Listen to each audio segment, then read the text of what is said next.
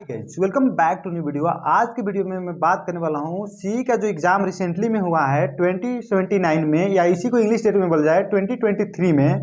तो इसका क्वेश्चन आपको कैसे मिल सकता है, तो ये टॉपिक आपको इस वीडियो में डिस्कस करते हुए आप कहाँ से ग्रैब कर सकते हो क्वेश्चन किस बेसिस पर आता है, क्वेश्चन कहाँ से मिलता है, सुप्रीम कोर्ट का ऑर्डर आया था उस पर क्या हुआ था, ये सारे चीज़ आपको स्टेप बाय स्टेप समझाएंगे। उसके साथ साथ आपको पहले एक चीज़ नोटिस दे दे, ये नोटिस के दौर पर है कि नीट का फॉर्म बहुत सारे स्टूडेंट भरते हैं फॉर्म, और नीट का फॉर्म फिलअप करने के लिए बहुत सारे स्टूडेंट्स ने इंक्वायरी शुरू कर दी है कि कैसे मैं फिलअप कर सकता हूँ। और नीट का जो फॉर्म का जो सेंटर होता है वो विथ इन इंडिया में भी है और विथ इन नेपाल में भी है। मीन्स आप इंडिया में भी ले सकते हो, नेपाल में भी सेंटर ले सकते हो। अगर आप नेपाल में सेंटर लेते हो तो आपका सेंटर एम्बेसी ऑफ इंडिया में होगा, और फिर कहने मतलब कि अगर आप इंडिया में लेते हो तो बहुत सारे सेंटर अलॉट किया गया, जैसे मोतिहारी, बेतिया, दिल्ली, कोटा, ये सब सिटी में अलॉट किया है कि बहुत ही ज़्यादा नंबर ऑफ सेंटर है।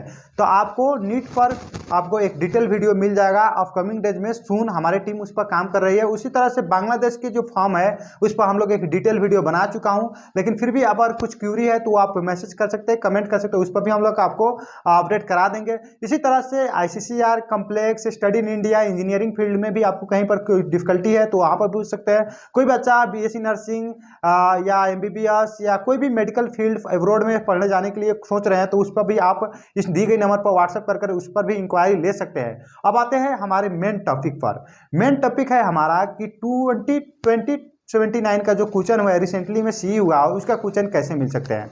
तो क्वेश्चन कैसे मिल सकता है उससे पहले मैं बात करूं आपसे कि ये जो एग्जामिनेशन रिसेंटली में हेल्ड हुआ है तो उसका क्वेश्चन कैसा आया था, स्टूडेंट का फीडबैक क्या है, हम लोग कितना कटअप एक्सेप्ट कर सकते हैं, मान सकते हैं कितना कटअप आ सकता है। लास्ट ईयर का जो MBBS में था 51.75 था, तो इस साल कितना जा सकता है, इस पर एक चर्चा करते हुए हम लोग आगे बढ़ेंगे।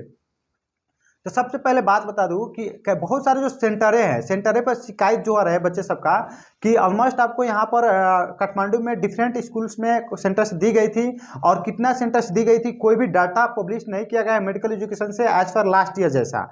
उसी तरह से कितने बच्चे ने FER किया था कौन स्ट्रीम में, इसमें भी कोई डाटा पब्लिश नहीं किया गया है, तो आप इसे भी कुछ नहीं बोल सकते हो। उसी तरह से आपको ये है कि कहने को मतलब कि जो CE का जो है क्वेश्चन पेपर डिफरेंट सेंटर में जो स्टूडेंट्स देने गए तो बहुत स्टूडेंट्स का डिफरेंट अनुभव आया है, डिफरेंट एक्सपीरियंस है। बहुत सारे स्टूडेंट्स ने बोल रहा है कि जो सेंटर्स में बहुत लूज चेकिंग हुई और विथ इन क्लास में भी बहुत लूज हुई, और उसके बाद फिर करने का मतलब कि बहुत सारे स्टूडेंट्स के बाद सुनने को अभी ये भी आया कि जो किसी सेंटर्स में कलर प्रिंट एडमिट कार्ड मांगा जा रहा था, बिना कलर प्रिंट के एडमिट कार्ड की एंट्री नहीं दिया जा रहा था। लेकिन वहीं पर मोस्ट ऑफ द सेंटर्स में कलर प्रिंट या ब्लैक एंड वाइट प्रिंट दोनों चल रहा था। मीन्स ये कंपलसरी नहीं था कि आपको कलर प्रिंट ही चाहिए, लेकिन बहुत सारे सेंटर में कलर प्रिंट कंपलसरी कर दिया था, कलर प्रिंट चाहिए। तो ये इस वजह से बहुत सारे स्टूडेंट्स को एक प्रॉब्लम फेस करना पड़ा कि वो लोग को फिर से जिसको वाउचर नंबर था उसको एक साइबर खोजना पड़ा, फिर उसको वहाँ पर अपना वाउचर नंबर सारी डिटेल देकर और वहाँ पर आपका प्रिंट आउट कराना पड़ा। देखने में ये भी आया कि बहुत सारे को वाउचर नंबर ही याद नहीं था और वो अपना प्रिंट आउट नहीं कर पा रहे थे, क्योंकि बहुत सारे जो स्टूडेंट होते हैं अपना डाटा जो रिकॉर्ड होता है मोबाइल में रखते हैं, और मोबाइल में उनका सब रिकॉर्ड छूट गया था कि मोबाइल नॉट अलाउड था CE में लेकर जाने का। तो ये इस वजह से बहुत सारे स्टूडेंट्स को प्रॉब्लम फेस करना पड़ा। उसके साथ साथ अब ये हुई प्रॉब्लम की बात, उसके साथ साथ आते हैं क्वेश्चन के लेवल। तो देखिए क्वेश्चन में 4 सेट होते हैं ABCD, लेकिन क्वेश्चन सेम होता है, आपको सेट A मिले, सेट B मिले और सेट C मिले, क्वेश्चन सेम है, बस उसका नंबरिंग डिफरेंट होता है। किसी में बायोलॉजी पहले होता है, किसी में फिजिक्स पहले होता है, किसी में केमिस्ट्री पहले होता है, किसी में मैथ पहले होता है, तो वो नंबरिंग फर्क हो गई। जैसे कि किसी को नंबर 1 में आपको बायोलॉजी का क्वेश्चन आया है, किसी को नंबर 2 में बायोलॉजी का क्वेश्चन है, उसको 50 में आया है। इस तरह से नंबरिंग डिफरेंट है, ताकि बच्चे को क्या हो ना कि आंसर कॉपी ना कर पाए, क्योंकि यहाँ पर OMR शीट होता है, OMR शीट फिलअप करना है तो उसको आंसर कॉपी ना कर पाए, ये इसके वजह से उसको डिफरेंट रखा जाता है सेट को। तो इस पर इंस्ट्रक्शन था, मीन्स काफ़ी बार किया गया था मेडिकल एजुकेशन के द्वारा। आपका एडमिट कार्ड और जब फॉर्म खुला तो वहाँ पर नोटिस में भी ये मेंशन किया गया था। इसके साथ साथ आपको क्लास था उसमें क्लास में भी आपको OMR शीट कैसे फिलअप करना है, उस पर जैसे कि रोल नंबर कैसे लिखना है, सेट कैसे लिखना है, वो चीज़ें मेंशन की गई थी। और ये रोल नंबर एंड सेट जो था वो काफ़ी इंपॉर्टेंट था और उसे आपको 100% मैंडेटरी बनाया गया था कि आपको लिखना ही है एट एनी कॉस्ट में। तो वो सारी चीज़ वहाँ पर बोर्ड पर भी रखा गया था। और बहुत सारे स्कूल में वॉचेस वगैरह थी, बहुत सारे स्टूडेंट्स का क्वेरी वॉचेस पर किसी का शिकायत नहीं आया कि टाइमिंग की प्रॉब्लम थी, इस पर किसी का नहीं आया। तो आप ये समझ सकते हैं कि ऑलमोस्ट सारे स्कूल में वॉचेस वगैरह का सुविधा मिलाया गया था। तो ये हुई। उसके बाद आते हैं जैसे कि बहुत सारे स्टूडेंट्स ने क्या किया, उसमें भी OMR sheet and roll number mistake की, लेकिन मेजोरिटी जो था 90% से आप कर ले सकते हो कि बच्चे ने OMR शीट और का रोल नंबर जो है और सेट है वो मेंशन किया है। लेकिन कुछ कुछ बच्चे ने जो कि उनका खुद का लापरवाही है कि OMR शीट में रोल नंबर मिस्टेक किया है और प्लस सेट मिस्टेक किया है। लेकिन ये बात रही। तो अब आते हैं क्वेश्चन पर। क्वेश्चन में एक बायोलॉजी का क्वेश्चन में सुनने में आ रहा है कि बच्चे सबको बोल कर करेक्ट कराएगा उसका ऑप्शन, कि ऑप्शन ए एंड ऑप्शन दूसरा था बी या सी माना जाए, दोनों ऑप्शन करने का मतलब कि सेम हो गई थी। तो उस ऑप्शन को मेडिकल एजुकेशन के ऑफिसर द्वारा ये कहकर करेक्ट कराया गया कि आप किसी भी ऑप्शन में टिक लगाते हो वो दोनों में से तो आपको राइट माना जाएगा। मीन्स वो अगर राइट ऑप्शन है तो राइट माना जाएगा, ए में लगाओ या बी में लगाओ। ये बात हो गई। अब आते हैं डिफ़िकल्टी ऑफ क्वेश्चन में। तो बहुत सारे जो स्टूडेंट्स हैं उनका कंप्लेन है कि जो क्वेश्चन आया था वो मेडिकल एजुकेशन का जो सिलेबस है उसके बेसिस पर नहीं आया था। तो अगर मेजोरिटी का कंप्लेन है तो आप ये समझ सकते हो कि यही कंप्लेन आपको 2020 में भी और 2021 में भी, और ये 2022 में तो कोई वही 2021 का 2022 में हुआ और 2020 का 21 में हुआ और 2022 का 2023 में हुआ। तो ये तीसरे अटेम्प्ट में भी मेडिकल एजुकेशन का ये कंप्लेन जारी है कि ये जो सिलेबस है उसके बेसिस पर क्वेश्चन नहीं आ रहा है। तो ये आप लगा सकते हो अंदाज़ा। तो इसमें आपको 100% ये नहीं बोल सकते हो कि टोटली आउट ऑफ सिलेबस था, लेकिन हाँ मेजोरिटी ऑफ स्टूडेंट्स का दावा है तो आप ये अंदाज़ा लगा सकते हो कि most of the questions out of syllabus था। इसके बाद आ गई। अब आते हैं कि बायोलॉजी की टफनेस। बायोलॉजी के टफनेस में स्टूडेंट्स का कहना है कि बायोलॉजी का क्वेश्चन थोड़ा लेंदी था, लेकिन कहने का मतलब कि उतना टफ नहीं था, इजी बेसिस पर आप जा सकते हो, मीन्स या मॉडर्न में ले सकते हो। कोई किसी का बायोलॉजी अगर स्ट्रॉन्ग है तो उसके लिए इजी हो जाएगा, अगर किसी का बायोलॉजी मॉडरेट था तो उसके लिए मॉडरेट हो जाएगा। लेकिन वहीं पर फिजिक्स में आप जाते हो, फिजिक्स के क्वेश्चन का आप डिस्कशन करते हो फिजिक्स में क्या है, तो देखिए फिजिक्स में आपको बहुत सारे क्वेश्चन ऐसे, ये तो पहले की भी ट्रेंड है कि जब IIM, BP कोइराला, पाटन, ये सब अलग अलग यूनिवर्सिटी या काठमांडू यूनिवर्सिटी अलग अलग एग्जाम लेता था, तो उसमें भी पैटर्न है कि इंडिया से कुछ क्वेश्चन कॉपी पेस्ट मार दिया जाता था। तो इसमें भी यही कहना है स्टूडेंट्स का कि बहुत सारे क्वेश्चंस इंडिया का जो इंट्रांस वगैरह है वहाँ से कॉपी, किसी ने कि APMT, PMT, ये सारे चीज़ें में से कॉपी मारी गई है। तो वो क्वेश्चन आपको ये समझना चाहिए कि जो ये और इसको जनरलाइज किया जाए फिजिक्स को, तो न्यूमेरिकल बढ़ गया था, जैसे कि आज कंपेरिजन टू लास्ट ईयर या इससे प्रीवियस ईयर का बात किया जाए तो कहने का मतलब कि वहाँ पर आपको न्यूमेरिकल नंबर ऑफ जो न्यूमेरिकल थी प्रॉब्लम इन फिजिक्स में वो बढ़ा था, लेकिन वहाँ पर थ्योरेटिकल क्वेश्चन की थोड़ा कमी आई थी। और आपको अगर न्यूमेरिकल आता है तो आपके लिए क्वेश्चन मॉडरेट बन जाता है, न्यूमेरिकल नहीं आता है तो आपके लिए फिजिक्स के क्वेश्चन टफ बन जाता है। उसी तरह से केमिस्ट्री में चलते हैं तो केमिस्ट्री में उतना लेंदी क्वेश्चन नहीं देखने को मिलेगा, काफ़ी शॉर्ट क्वेश्चन थे। और आपको कहने का मतलब कि इनऑर्गेनिक में तो आपको मेमोरी बेस्ड बहुत सारे क्वेश्चन थे, आप मेमोरी बेस्ड पर लगा सकते हैं। लेकिन इनऑर्गेनिक में आपको थोड़ा बहुत कैलकुलेशन था जो कि होता, सॉरी इनऑर्गेनिक की बात कीजिए आपको शॉर्ट थे, और ऑर्गेनिक में आपको केमिकल रिएक्शन वगैरह भी था लेकिन उतना नहीं था। उस तरह से आपको जो फिजिकल में था वहाँ भी न्यूमेरिकल था स्टूडेंट के फीडबैक पर। और फिर कहने का मतलब कि आपके यहाँ पर टोटल में आप देखते हैं केमिस्ट्री का तो आप मॉडरेट लेकर जा सकते हैं, इजी नहीं। उसी तरह से अब आते हैं मैथ में। तो मैथ में आपको जो क्वेश्चन था उसमें मैथ का क्वेश्चन आप ऑलमोस्ट इजी मान सकते हो। और जो मैथ की सिलेबस होती है तो मैथ में जो टोटली जो सिलेबस दी गई है उसी के बेसिस पर आपको मैथ में फ्लो किया गया था। मैथ में इस तरह की नहीं थी कि आपको क्वेश्चन कॉपी पेस्ट हो या कुछ हो, लेकिन फिर भी स्टूडेंट्स का दावा है कि ये कॉपी पेस्ट मैथ में भी क्वेश्चन रखा गया है।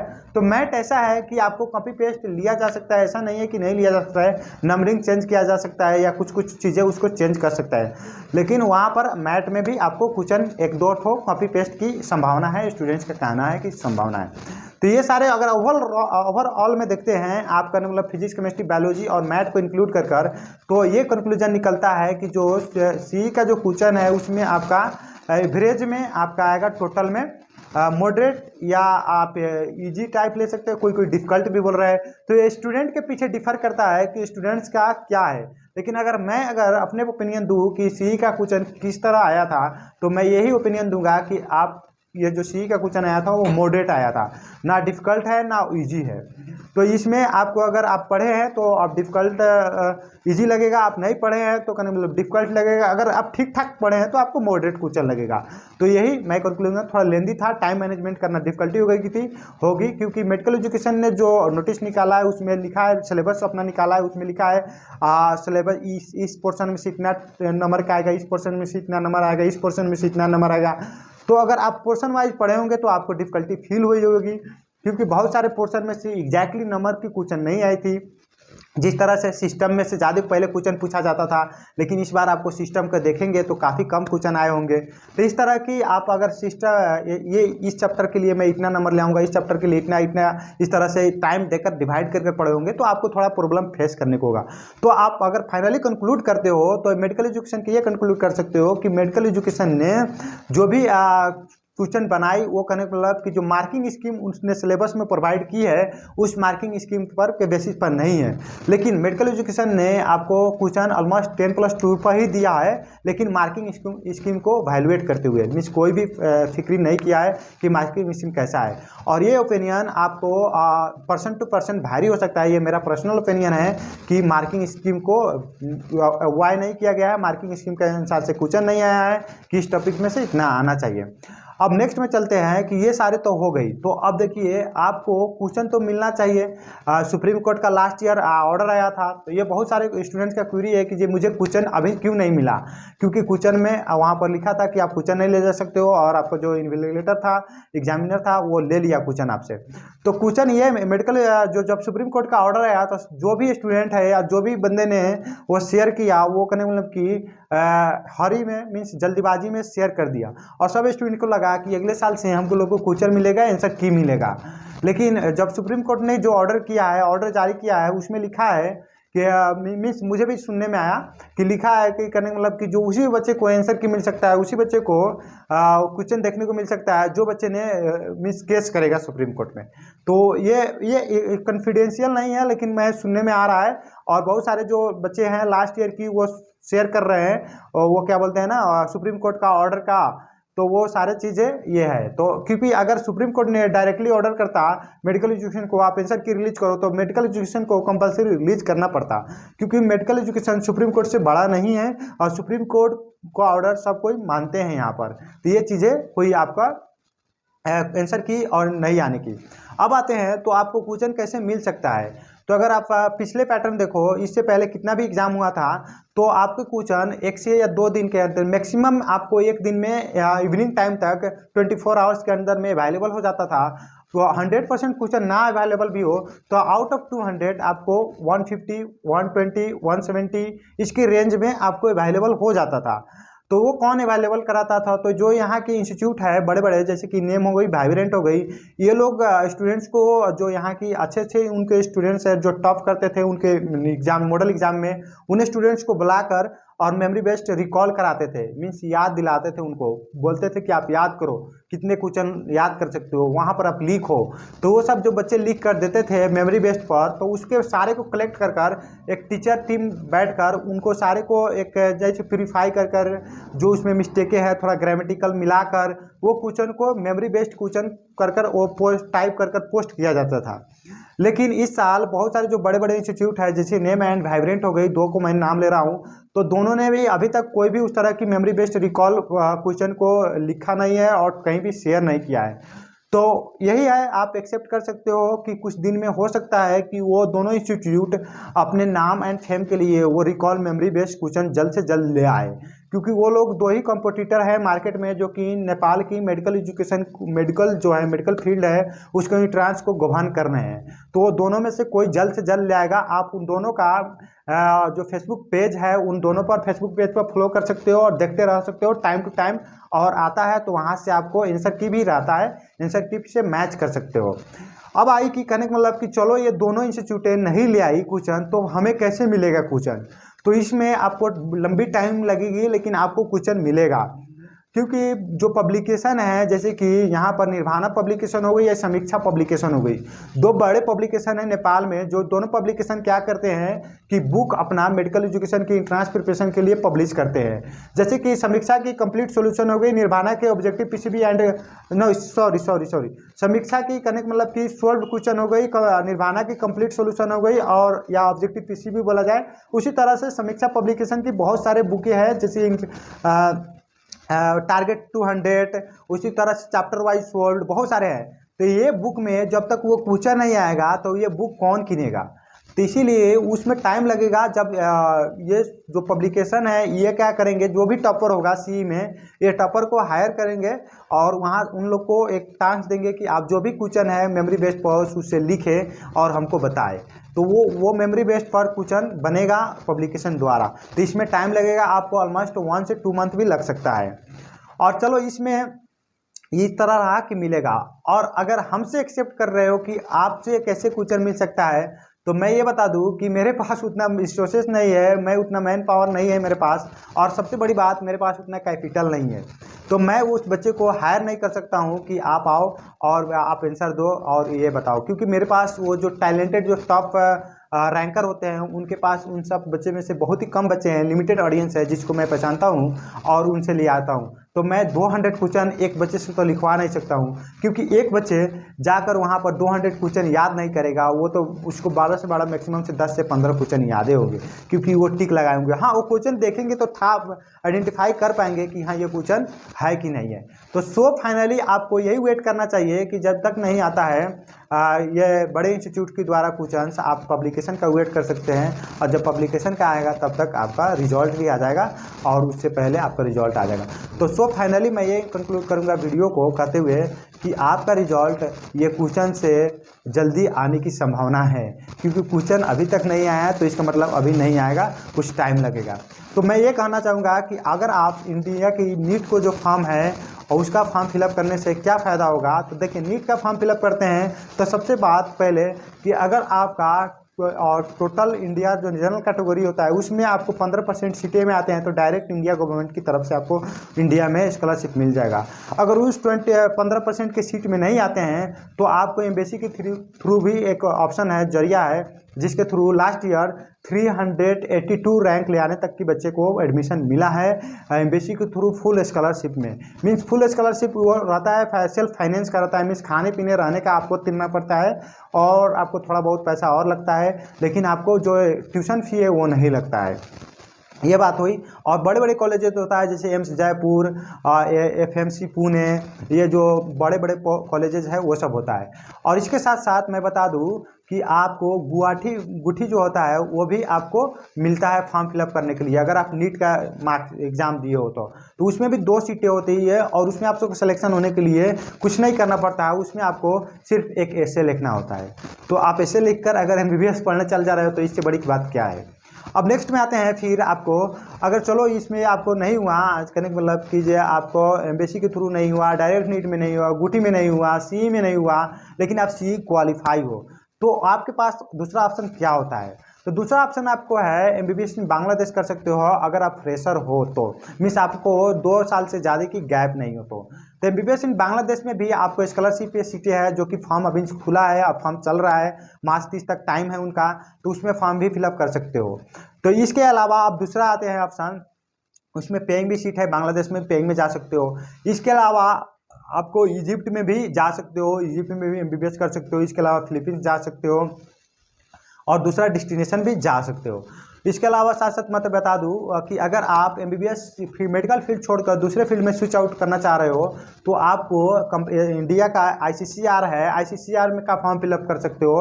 ICCR में क्या होता है ना, आपको वहाँ पर मिलेगा इंटेंसिव, जैसे कि होता है ना, जैसे कि आप पढ़ने के साथ साथ पैसा आपको गवर्नमेंट देगा, आपका पॉकेट खर्च, खाना पीना रहना सब फ्री रहेगा, उसके साथ साथ आपको कुछ पैसा अमाउंट मिलेगा, मीन्स गवर्नमेंट इंडिया गवर्नमेंट की तरफ, जो कि आपकी एज अ बोनस हो गई। और दूसरा क्या करते हैं, जैसे कि आपको उसके अलावा आपको है कम्प्लेक्स है, कम्प्लेक्स में भी आपको पैसा नहीं लगेगा और उसमें कम्प्लेक्स में आप मज़े से पढ़ सकते हो और खाना पीना सब फ्री रहता है। उसी तरह से स्टडी इन इंडिया है, स्टडी इन इंडिया कभी 2 साल का पहले 4 साल का फुल स्कॉलरशिप देता था, इस साल 3 साल का दिया और फिर इस साल सुनने में आ रहा है 4 साल का हो गया। तो स्टडी इन इंडिया के मार्फत से भी आप इंडिया में बहुत सारे फील्ड पढ़ने जा सकते हो, जहाँ पर आपको खाने पीना रहना फ्री होता है, कुछ भी पसंद नहीं लगता है।